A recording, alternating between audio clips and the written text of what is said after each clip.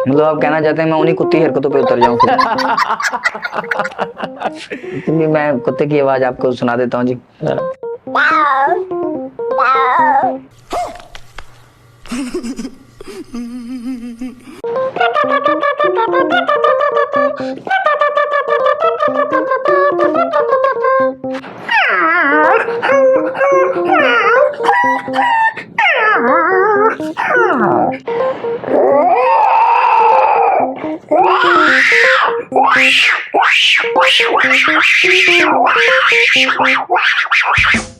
नमस्कार नमस्कार दोस्तों, मैं हूं आपका दोस्त और होस्ट मनोज मक्खन।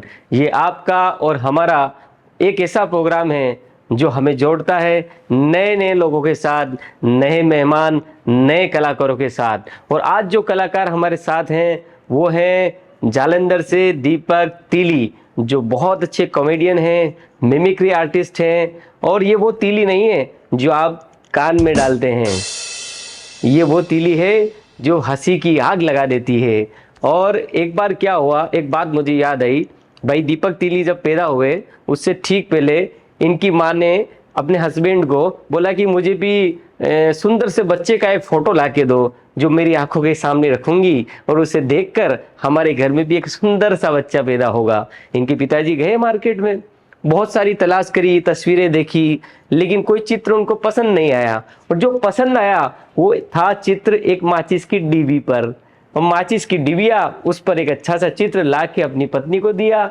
उन्होंने बार बार उस डिब्बी के चित्र से ज्यादा उस तीली को देखा और उसी तीली का परिणाम आज हमारे साथ है। जो कॉमेडी की बात करते हैं भाई दीपक तीली, इनका हम आज के इस प्रोग्राम में स्वागत करेंगे। बहुत बहुत धन्यवाद और स्वागत करते हैं भाई दीपक तीली का। The Manoj Makkhan talk show, the Manoj Makkhan talk show show. बहुत बहुत स्वागत है दीपक भाई आपका हमारे इस प्रोग्राम में। बहुत बहुत तहे दिल से आभार आपका, शुक्रिया। आपने मतलब मुझे याद किया, मुझे मेरे घर वाले भी नहीं याद करते, मगर आपने याद किया, मुझे बहुत खुशी हुई। बातें तो बाद में शुरू करते हैं। सबसे पहले दीपक भाई, मुझे लग रहा है आपकी आंखें थोड़ी ठीक कीजिए, इसमें कुछ कचरा नजर आ रहा है मुझे। हाँ जी, कचरा नजर आ रहा है। इसमें क्या ग्लास नहीं है क्या? ग्लास वो आपने सुना होगा, शीशा हो या दिल हो आखिर टूट जाता है। इसलिए मैंने लगवाया नहीं, मगर शीशा टूट ही जाना, फिर इससे अच्छा चश्मा ही रखो सीधा डायरेक्ट ही। आप बहुत अच्छे कलाकार लग रहे हैं आपकी बातों से तो। नहीं, मैं कोशिश यही करता हूँ मैं कलाकार अच्छा बनूं। तिली भाई, आपकी जो कला है, आप कलाकार बचपन से ही हैं या अभी आपकी ये कला जगी है? नहीं, बचपन से ही था शायद मैं। मगर बचपन की चीजें मुझे भूल गई, मेरे सर में चोट लगी तो उसको मतलब याद नहीं मुझे बचपन में था कि नहीं। मगर ये था कि जैसे कहते थे बचपन में कि एक बड़ा कलाकार आदमी है। दीपक भाई, आपने स्कूल में अध्ययन किया है या कॉलेज तक पढ़ाई करी है? नहीं, कॉलेज तक पहुंच गया था। कॉलेज के बीच में जो क्लास होती है वहां तक नहीं पहुंच पाया मैं। वो आपको देखकर भी लग रहा है मुझे। हाँ जी, मेरा मतलब मुझे कॉलेज टाइम इतनी रिस्पेक्ट मिली थी कि मुझे याद है आज भी, वो दिन कभी नहीं भूल सकते। कॉलेज की एंट्री में मेरी फोटो लगी होती थी। एंट्री में कोई बड़ा काम किया क्या आपने? हाँ जी, वो लिखा होता था कि इसको अंदर घुसने की परमिशन नहीं है। बड़े कमाल के आदमी हैं आप तो। दीपक भाई, मैं आपसे पूछना चाहता हूँ कि ये मिमिक्री आपकी जो स्टार्ट हुई, ये स्कूल टाइम में, कॉलेज में या किसी मंच में, कहाँ से ये प्रारंभ किया आपने? स्कूल टाइम मैंने कुछ स्टेजेस थी, मतलब कुछ स्टेज पे परफॉर्म करता था मैं, जैसे स्कूल में फंक्शन वगैरह होते थे। उससे पहले मुझे पता नहीं था कि ये टैलेंट होता है। मतलब ये आवाज़ें निकालना भी एक टैलेंट? मुझे ये पता था कि ये शरारत होती है, टैलेंट का नहीं मुझे पता था कि ये टैलेंट से कुछ रिलेटेड, या टैलेंट क्या होता है मुझे इसका मतलब भी नहीं पता था। मगर वो हुआ क्या कि स्कूल में ऐसे ही कोई मेरे टीचर थे, उन्होंने आवाज़ें सुनी, वो बड़े खुश हुए, कहते हैं ये तो बड़ी अच्छी चीज़ है। तो सुबह सुबह कल रिहर्सल करके आप वो ऐसी तो चीजें टीवी पे आती हैं, तो सुबह परफॉर्म करना। सबसे पहले कौन सी आवाज आपके दिमाग में आई? मैं अगले दिन रिहर्सल करके आया, शीशे के सामने खड़े होकर मैंने पूरी दबा के रिहर्सल करी। मैंने फिर रिहर्सल करके मैं अगले दिन सुबह जब गया तो सबसे पहले मैंने कुत्ते की आवाज से मुझे लगा कि वो बेस अच्छा है मेरा। तो शुरुआत आपने कुत्ते से ही करी मैंने। अच्छी शुरुआत है। शुरुआत तो अच्छी करी, मगर बहुत बुरी तरह हुई। तो हुआ क्या, जब मैंने शुरू करा तो प्रिंसिपल हमारे आए बाहर अंदर से उठ के, उनको उन्होंने बताया नहीं था टीचर ने, तो वो कहने लगे कि ये क्या कुत्ते बुला रखे हैं जब आप परफॉर्म कर रहे थे? हाँ जी, हाँ जी। तो मुझे बड़ी शर्मिंदगी फील हुई। मैं इतना भी कुत्ता नहीं हूँ जितना मैडम ने कह दिया। तो वो बड़ा फील था हुआ मुझे, मतलब कि मैं स्कूल में वो बंदा था जो मतलब हर किसी को टॉन्ट मार देता होता था। तो उस दिन मुझे सभी ने टॉन्ट मारे, मतलब, और मैं सुन सुन के निकलता गया। और छोटा सा बच्चा था, तो जिस हिसाब से मैंने भगवान से यही प्रे करी कि मैं भगवान कुछ ऐसा हो जाए कि मैं यही प्रिंसिपल जो मेरे यहाँ यही मुझसे परफॉर्म करवा रहे हो और वही परफॉर्मेंस मैं यहाँ दे रहा हूँ। भगवान ने सुन ली मेरी। अचानक से स्कूल में कंपटीशन आया, हास्य कविता कंपटीशन, और मुझे पता नहीं हास्य कविता होती नहीं है, मतलब क्या होती है ये मुझे नहीं पता था। मैंने नाम लिखवा दिया अपना, और घर पे जाके मैंने कविता बना ली। और कविता मुझे लग रही है कि जैसे मैंने बनाई, शायद मैंने अभी तक वैसी कविता नहीं सुनी किसी की भी। क्या बात है। क्योंकि पोइट्री के अंदर मिमिक्री नहीं सुनी होगा आपने, मिमिक्री, पोइट्री प्लस मिमिक्री। हाँ जी, दोनों चीजें एक साथ मैंने एक साथ मतलब क्रिएट कर दी। अब था क्या कि मिमिक्री एक अलग चीज है और कॉमेडी अलग चीज है, और कविता तीनों अलग अलग पार्ट हैं, तीनों हास्य के पार्ट ही हैं, मगर तीनों का पार्ट अलग अलग है। तो दोनों को मिक्स करके मैंने रिमिक्स बना दिया। मैंने अनाउंस किया कि जिस जानवर की मैं आवाज निकालूंगा, जिस पंछी की आवाज मैं, मतलब जिस पंछी का मैं नाम इस कविता के अंदर लूंगा, उसकी मैं आवाज भी निकाल के सुनाऊंगा। तो मैंने मिमिक्री करी और कविता सुनाई, वहां मैं सेकंड आ गया। क्या बात है, बहुत बढ़िया। वही प्रिंसिपल जिन्होंने बेइज्जती की थी मेरी मुझे, और वही कह रहे हैं कि हाँ भी हमारा बच्चा जो है ये स्कूल का नाम रोशन करके आया है। तो मैं चाहती हूँ जो परफॉर्मेंस इसने वहां करी वो यहाँ पे करे। क्या मैंने वहां कुत्ता लास्ट में सुनाया था, मैंने घुमा के कुत्ता ऊपर ले आया मैं फिर। कुत्ता आपका सदैव प्रिय रहा है बचपन से। नहीं, मुझे घर वाले भी प्यार से कहते थे कि मतलब क्या कुत्तों वाली हरकतें कर रहा है, मतलब उन्होंने मेरी वजह से, मुझे ऐसा लगता है कि उन्हें कभी फील नहीं होने दिया मैंने, उन्होंने मेरी वजह से दूसरा रखा ही नहीं, कोई पेट खरीदा ही नहीं खरीदा नहीं। वो बहुत प्यार करते हैं मुझे, कुत्तों से ज्यादा प्यार करते हैं। तो आपने सीक्वेंस बदल दिया और कुत्ते का परफॉर्मेंस कर दिया। उसके बाद अभी भी वो मेरे लिए बहुत बड़ी बात है कि स्कूल से अगर आपको बुलाया, मतलब बहुत सारे जगह पे हम परफॉर्म करते रहते हैं, अभी तो काफी परमात्मा का आशीर्वाद, बहुत ज्यादा टाइम तो नहीं हुआ, मगर जितना टाइम हुआ अच्छा वो समय रहा। और उसमें मतलब हम हर जगह पे परफॉर्म कर लेते हैं, मगर जब हमारे घर से बुलावा आता है, जहाँ हमसे हम बड़े हुए होते हैं, जिस स्कूल से मैंने परफॉर्म किया था वहाँ मुझे बुलाया गया परफॉर्म करने के लिए और सम्मानित किया गया, जहाँ पर पंजाब के बहुत ही नामी कॉमेडियन गुरप्रीत घुग्गी जी जो है वो भी उसी स्कूल में पढ़े हुए हैं, और बहुत सारे मतलब कॉमेडियन है, संता बंता जी, और काफी लोग हैं वहाँ पर, मतलब मेरे सीनियर्स, मुझे वहाँ पता लगा कि ये भी लोग वहीं पढ़ के गए हैं। दीपक भाई, आपकी वो जो कुत्ते वाली आवाज है ना, वो मुझे बहुत पसंद है। एक बार हमारे दर्शकों के लिए हो जाए। मतलब आप कहना चाहते हैं मैं उन्हीं कुत्ती हरकतों पे उतर जाऊं? इसलिए मैं कुत्ते की आवाज आपको सुना देता हूँ जी।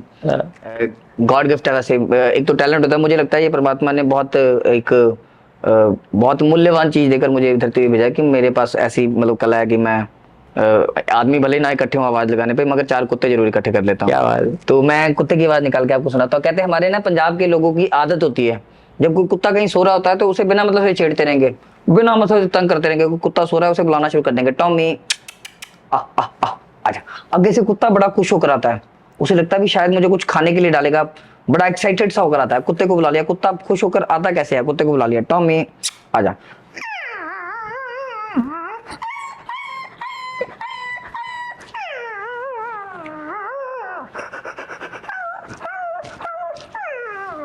बंदा कुत्ते को खाने के लिए कुछ नहीं डालता, कुत्ते को किसी ना किसी के पीछे काटने के लिए डाल देता है, हुश हुश हुश। फिर कुत्ता कैसे करता है,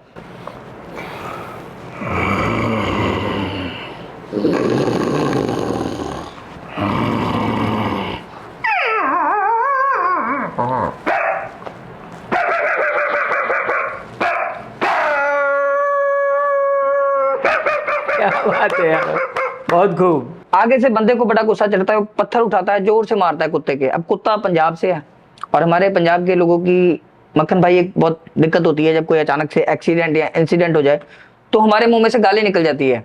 अब कुत्ता पंजाब से और कुत्ते के पत्थर लगा, कुत्ता भी गालियां दे रहा है। अब कुत्ता गालियां दे कैसे रहा, उसके पत्थर लग गया ताड़।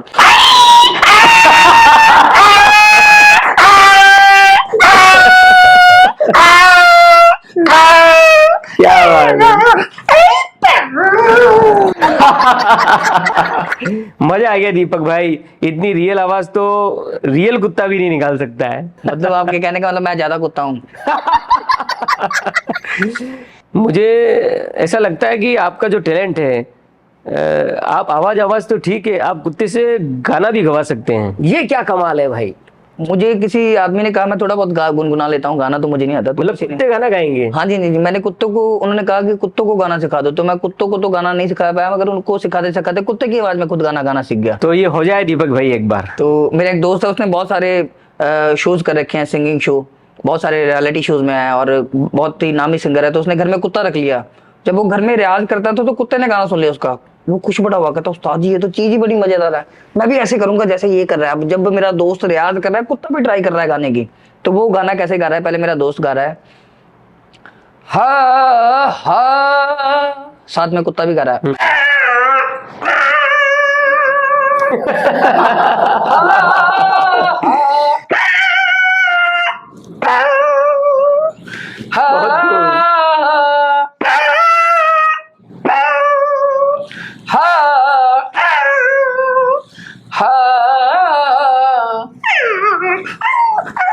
आखिरी सुर थोड़ा सा मुश्किल है, अभी कुत्ता सीख नहीं पाया, तो वो धीरे धीरे सीख जाएगा, अभी नया नया सीखने। क्या बात है दीपक भाई, बहुत मजा आया यार। आपसे ये पूछना चाहता हूँ दीपक भाई कि अगर चुनाव का समय चल रहा है, हमारे हिंदुस्तान में हमेशा कोई ना कोई चुनाव चलता ही रहता है, अगर कोई कुत्ता हाँ जी, हाँ जी। चुनाव में खड़ा हो जाए और वो जनता के बीच जाए तो वो क्या और कैसे प्रचार करेगा? इलेक्शन में अगर वो खड़े हो जाएं तो मान लीजिए आप जनता हैं हाँ, और मैं और आप कुत्ता लीडर, हाँ, और आप वोट कैसे मांगेंगे? तो वो लीडर अब वोट मांगने जा रहा है।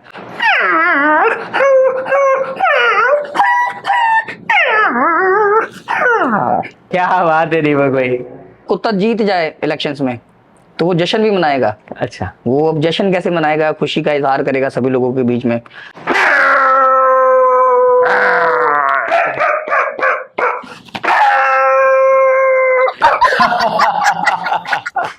दीपक भाई ये तो बहुत मजा आ गया। कुत्तों के अलावा आप कौन सी और आवाज निकाल सकते हैं? चींटी की आवाज बहुत अच्छी निकालता हूँ जी मैं। हमारे यहाँ जो भी आता है चींटी पे कुछ ना कुछ सुना के जाता है। जब सुना रहे हैं सभी तो आप भी कुछ सुनाई दीजिए। तो चींटी की आवाज जो होती है मगर बड़ी हल्की सी होती है मक्खन साहब, हाँ बिल्कुल, तो आपको ध्यान से सुननी पड़ेगी क्योंकि जोर बहुत लगेगा मेरा और मैं कान लगा के सुनता हूँ। हाँ जी जी, तो ध्यान से सुनना पड़ेगा जरा। होगी, निकाल दी मैंने। अरे यार क्या मजाक कर रहे हो दीपक भाई, मुझे तो आवाज ही नहीं आई। चींटी की आवाज कौन सा होती है?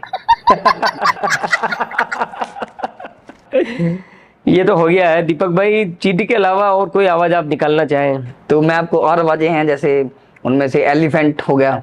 एलिफेंट की तो बड़ी टफ होता है। वो एलिफेंट सुनाइए बड़ा आप। टफ होता है, मैं एलिफेंट के मुकाबले उसके पैरों जैसा लगता हूँ, मगर फिर भी मैं कोशिश करता हूँ किया। कि मतलब मैं कोशिश करूंगा वो आवाज मैं मुंह से ही निकालूं।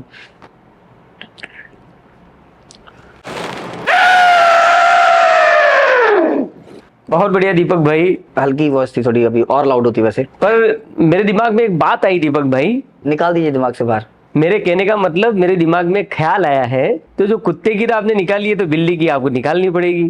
तो बिल्लियों का क्या होता है, जैसे एक डॉन ने अपना एरिया फिक्स किया होता है कि उस्ताद जी यहाँ से लेकर वहां तक जो एरिया है ना ये मेरा है, किसी और ने टांगे रखी मैं उसकी टांगे तोड़ दूंगा। ऐसी बिल्लियों ने अपना घर फिक्स करके रखा होता है कि इस घर में सिर्फ मैंने दूध पीना है। कोई और बिल्ली घुसे ना उनको गुस्सा बड़ा चढ़ता है कि तू मेरे घर में घुसी कैसे है। ऐसे एक बिल्ली दूसरी बिल्ली के घर में घुस गई। अब जिस बिल्ली का घर था वो डर गई, मतलब पहले उसको टूट के पड़ गई, कहती तू मेरे घर में घुसी कैसे है। अब उसको कैसे कह रही है,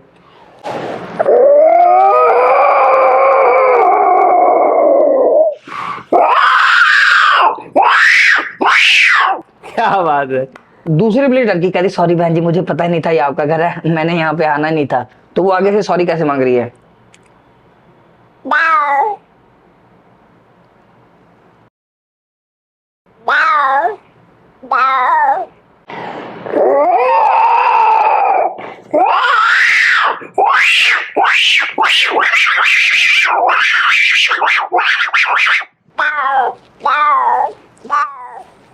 क्या बात है यार दीपक भाई, बहुत जोरदार, बहुत बढ़िया, जबरदस्त जबरदस्त।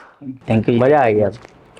दीपक भाई ये जो मिमिक्री होती है, जो फिल्मी अभिनेताओं की, एक्टर्स की जो मिमिक्री करते हैं, हाँ जी, उनको देखकर उनके डायलॉग को पढ़कर फिर उसका वो परफॉर्मेंस करते हैं, तो आप ये जो कुत्ते बिल्ली इनकी जो आप आवाजें निकालते हैं, तो कोई उस्ताद रहा है आपका या इन्हीं को देखकर आप सीखते हैं?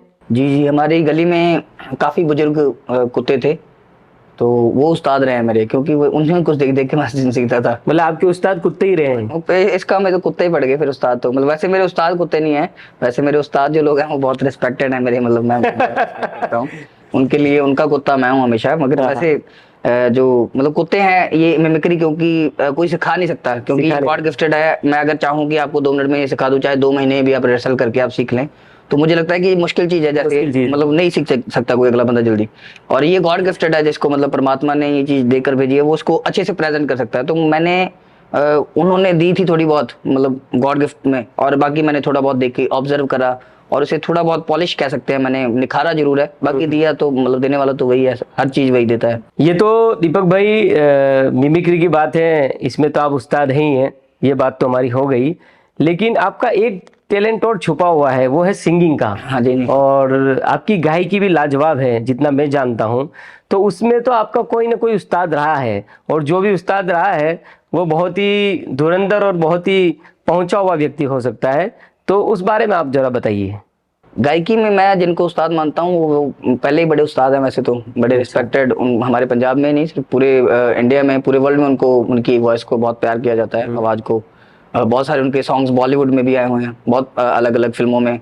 और मास्टर सलीम जी, उस्ताद जनाब, क्या बात है, मास्टर सलीम जी। हाँ जी जी। और मास्टर सलीम जी, उनकी तो पूरी दुनिया फैन है, क्या आवाज़ है उनकी। बड़े भाग्य वाली बात है, मैं बड़ा नसीबों वाला हूँ कि उनकी फैमिली में मुझे थोड़े दिन वो जो मोमेंट्स है मेरे, मतलब अभी भी जाऊँ तो जब मर्जी जाके उनके पास रह सकता हूँ उनके साथ, मगर वो जो मोमेंट था वो गोल्डन मोमेंट था कि मैंने उनके साथ एक समय भगवान ने लिखा हुआ था जो बड़े अच्छे तरीके से, अभी भी वो जब मर्जी लिख सकते हैं, वो तो लिखने वाले हैं। तो कोई गाना हो जाए गायकी अगर आपको शौक है तो? हाँ जी, एक गाना मैंने खुद ही लिखा था। तो फिर एक गाना हो जाए दीपक भाई। हाँ जी, एक गाना मैंने खुद ही लिखा था। क्या हो रहा, आपका लिखा गाना? हाँ जी, मैंने फिर बाद में मिटा दिया उसको। पेन नहीं, चौक से लिखा होगा आपने? हाँ जी, क्योंकि और कोई पढ़ ले तो कंटेंट चोरी हो जाता है।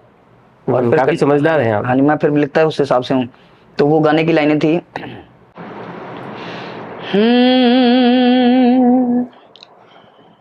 वो लम्हे, वो इशारे,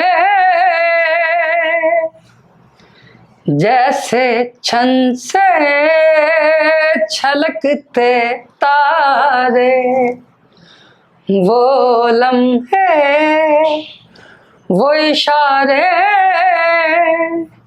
जैसे छन से छलकते तारे, तेरे चेहरे की।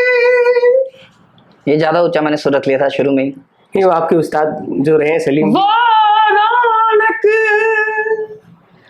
जैसे ज़मीं पे उतर गए सारे, वो लम्हे, वो इशारे,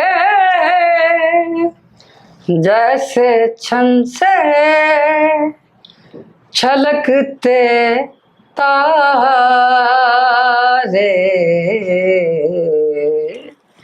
स्टार्ट में तो आपने इतना बढ़िया गाया, जैसे आपने स्लेट पे लिखा, और जैसा आपने खत्म किया ऐसा लगा स्लेट से आपने मिटा दिया।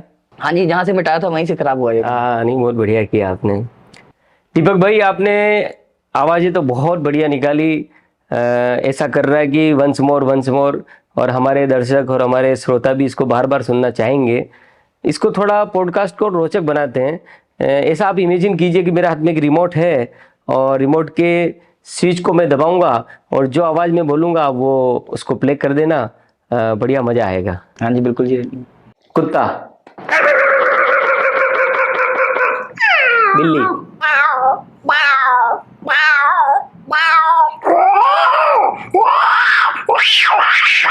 बंदर, हाथी,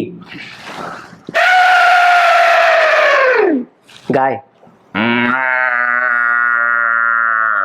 पुरानी यामा बाइक,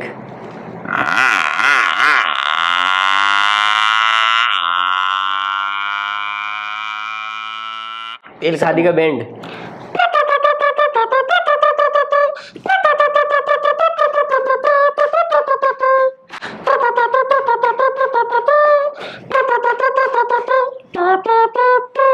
जनरेटर,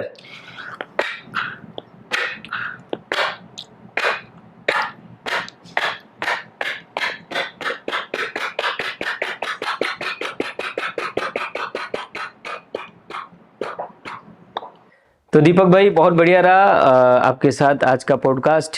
चूँकि आपको पता है कि ये हमारा नया शो है, और मैं राजस्थान का रहने वाला हूँ, और आप तो मिमिक्री आर्टिस्ट हैं ही।